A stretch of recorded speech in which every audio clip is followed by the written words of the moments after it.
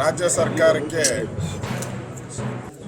1,000 ದಿನಗಳು ತುಂಬುತ್ತಾ ಇದೆ ಅಂತೇಳಿ ಹಾವೇರಿಯಲ್ಲಿ ಮುಖ್ಯಮಂತ್ರಿ ಸಿದ್ದರಾಮಯ್ಯನವರು ಕಾರ್ಯಕ್ರಮ ಮಾಡ್ತಾ ಇದ್ದಾರೆ. ಯಾವ ಪುರುಷಾರ್ಥಕ್ಕೋಸ್ಕರ ಮಾಡ್ತಾ ಇದ್ದಾರೆ? ರಾಜ್ಯದಲ್ಲಿ ಯಾರು ಮುಖ್ಯಮಂತ್ರಿ ಅಂತ ಯಾರಿಗೂ ಗೊತ್ತಿಲ್ಲ. ಮುಖ್ಯಮಂತ್ರಿ ಯಾರು ಅಂತ ಕೇಳಿದ್ರೆ ಮಾಧ್ಯಮದವರಿಗೆಲ್ಲ ಯಾರು ಏಜೆಂಟ್ ಅಂತ ಪತ್ರಿಕೆಯವರೆಲ್ಲ ಅವ್ರ ಮೇಲೆ ರೇಗೋ ಅಂಥದ್ದು ಎಲ್ಲ ಮಾಡ್ತಾ ಇದ್ದಾರೆ. ಒಂಥರ ಫ್ರಸ್ಟ್ರೇಷನ್ ಆಗಿದೆ ಅವರು. ಅಲ್ಲಿ ಡಿ ಕೆ ಶಿವಕುಮಾರ್ ನಾನೇನು ದೆಹಲಿಯಲ್ಲಿ ಹೋಗಿ ಗಾಳಿ ಕುಡಿಯೋಕೆ ಹೋಗಿದ್ದ, ರಾಜಕೀಯ ಮಾಡೋಕ್ಕೆ ಬಂದಿಲ್ಲ.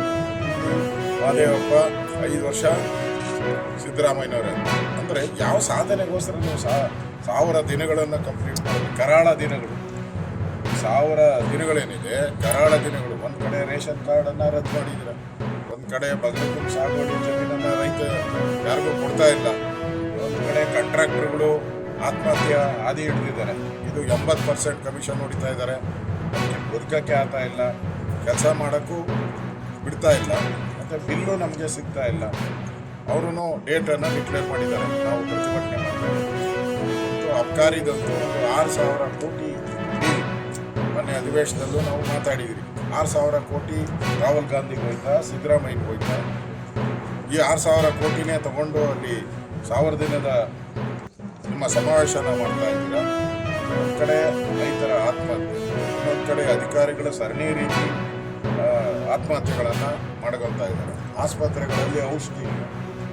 ಕಳೆದ 6 ತಿಂಗಳಿಂದ ಸುಮಾರು 800ಕ್ಕೂ ಹೆಚ್ಚು ಔಷಧಿಗಳು ಬೇಕಾಗಿತ್ತು. 150 ಔಷಧಿಗಳು ಮಾತ್ರ ಕೊಡ್ತಾ ಇದ್ದಾರೆ. ಜೀವರಕ್ಷಕ ಔಷಧಿಗಳೇನಿದೆ, ಹಾವು ಕಚ್ಚಿದ್ರೆ ಅದಕ್ಕೂ ಇಲ್ಲ, ನಾಯಿ ಕಚ್ಚಿದರೆ ಅದಕ್ಕೂ ಇಲ್ಲ.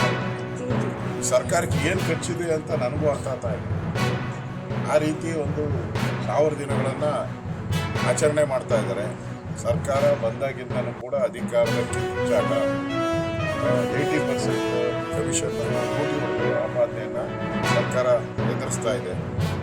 ಈಗಾಗಲೇ ಒಬ್ಬ ಮಂತ್ರಿ ರಾಜೀನಾಮೆ ಕೊಟ್ಟಿದ್ದಾರೆ, ಇನ್ನೊಬ್ಬ ಮಂತ್ರಿ ರಾಜೀನಾಮೆ ಕೊಡಬೇಕು, ಅಬ್ಕಾರಿ ಮಂತ್ರಿ. ಅದು ಹೋರಾಟವನ್ನು ನಾವು ಮಾಡ್ತಾ ಇದ್ದೀವಿ.